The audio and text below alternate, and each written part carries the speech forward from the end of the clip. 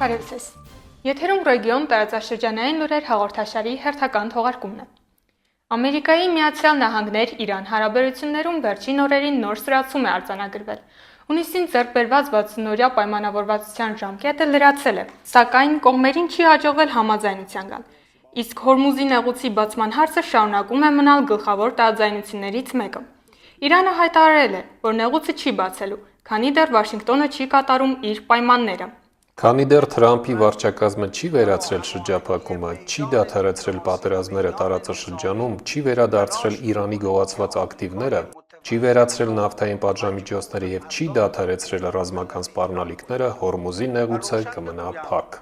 Վաշինգտոնից սակայն հնչում է հակառակ հայտարարությունը։ Դոնալդ Թրամփը Truth Social սոցիալական ցանցում գրել է, որ Իրանի հետ բանակցություններ չեն ընթանում։ Իրանի Իսլամական Հանրապետության հետ այս պահին որևէ բանակցություն կամ զրույց չի ընթանում եւ որևէ բանակցություն կամ զրույց նախատեսված չէ։ Ծովային շրջափակումը շարունակում է ամբողջությամբ գործել եւ մնալ ուժի մեջ։ Հորմուզի նեղուցը բաց է եւ գործում է։ Ծովային բոլոր ականները հեռացվել են կամ պայթեցվել։ Ի պատասխան Թրամփի, Իրանի փոխարտգործնախարար Քազեմ Ղարիբ Աբադին հայտարարել է, որ իրենք ուղղեն Թրամփի սխալ պատկերացումը Հորմուզն ԱՄՆ տարածք համարելու մասին։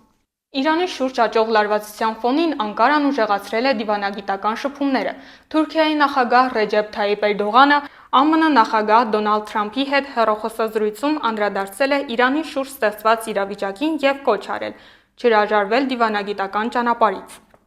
Մենք միշտ կողմ ենք եղել խնդիրների լուծմանը երկխոսության եւ դիվանագիտության միջոցով։ Թուրքիան պատրաստ է ցանկացած աջակցություն ցուցաբերել Իրանի հետ հնարավոր համաձայնության իրականացման փուլում եւ աշխատել տարածաշրջանում խաղաղության հաստատման ուղղությամբ։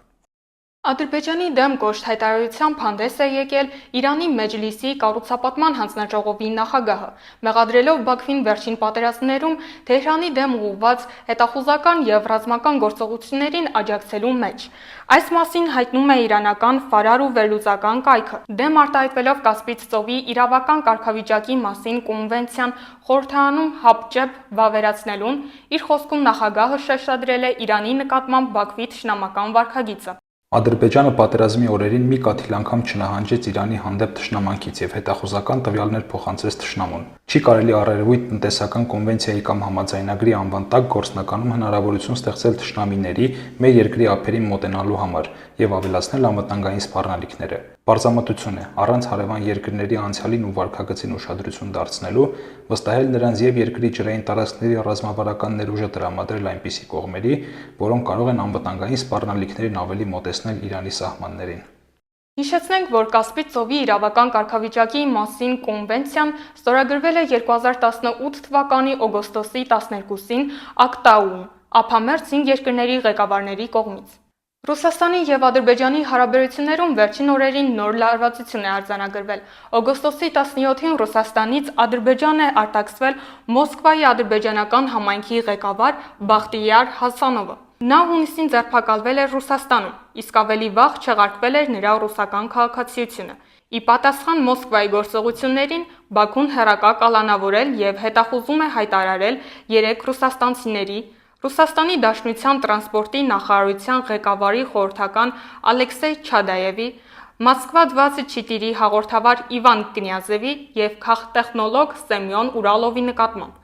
Ադրբեջանի գլխավոր դատախազությունը նրանց մեղադրում է ահաբեկչության կոչերի, երկրի տարածքային ամբողջականության խախտման եւ ազգային ատելություն հրահրելու մեջ։ Նշենք, որ Չադաևն օրեր առաջ հրաժարական է տվել։ Բաքուն պաշտոնական բողոքի նոտա է հղել ռուսական տեղեկատվական դաշտում Ադրբեջանի, երկրի ղեկավարության եւ ադրբեջանցիների հասցեին հնչած ադրբեջանական կողմի գնահատմամբ սադրիչ, վիրավորական եւ սպառնալից հայտարարությունների կապակցությամբ։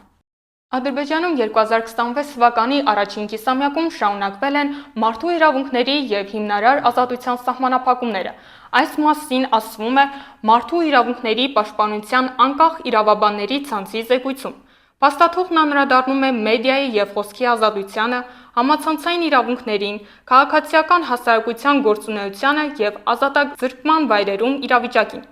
Զեկույցի համաձայն Հունվարից հունիս առնվազն 9 առցանց լրատվամիջոցի գործունեություն դադարեցվել է դատարանի որոշմամբ։ Համացանցային հրապարակումների համար կիրառվող նոր կարգավորումներով մինչև հունիսի վերջը կայացվել է վարչական տուժի 206 որոշում։ Քաղաքացիական հասարակության ոլորտում եւս իրավիճակը շարունակում է մտահոգիչ մնալ։ Համաձայն զեկույցի, օտարերկրյա ֆինանսավորման եւ դրամաշնորհների հետ կապված գործերով մինչև հունիսի 30-ը քրեական հետապնդման է ենթարկվել առնվազն 49 մարդ։ Նրանցից 11-ը դատապարտվել են ազատազրկման, իսկ 27-ը գտնվում են կալանքի տակ։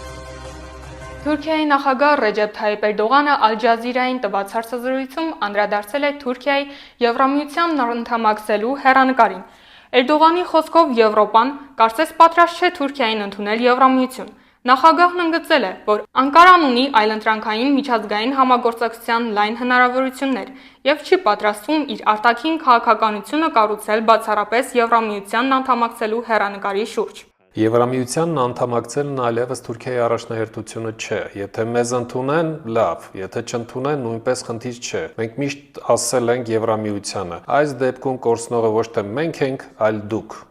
Թուրքիայում ձերբակալվել է թուրք կրոնական գործիչ Ալփարսլան Քույթուլը։ Թուրքիայի արդարադատության նախարարի հայտարարության համաձայն հետաքննությունն անցկացվում է հանցավոր կազմակերպություն ստեղծելու եւ ղեկավարելու, այդ կազմակերպությանն անդամակցելու, խարդախության, պաշտոնական փաստաթղթեր կեղծելու եւ հանցավոր ճանապարհով գույք ձեռք բերելու ու փողերի լվացման կասկածանքով։ Գործի շրջանակներում ըստ նախարարի խուզարկվել է 49 հասցե 6 նահանգում։ Բերման է ենթարկվել 31 անձ, որոնց թվում է Քույթուլի կինը։